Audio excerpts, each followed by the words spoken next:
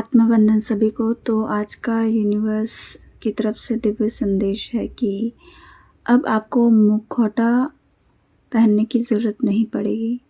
मैं देख रही हूँ कि आप उस व्यक्तित्व में लोगों के सामने जाते हैं, रहते हैं, जो आप हो नहीं।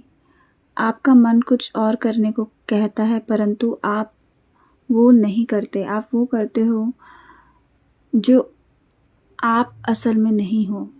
तो ईश्वर कह रहे हैं, अपने विचार जो आपने रातों रात किए हैं, उन विचारों को एक नई दिशा मिलेगी। आपके जीवन में एक नया ज़िंदगी का पड़ाव शुरू होने वाला है और वो भी अचानक होगा।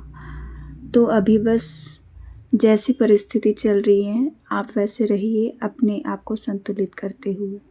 धन्यवाद।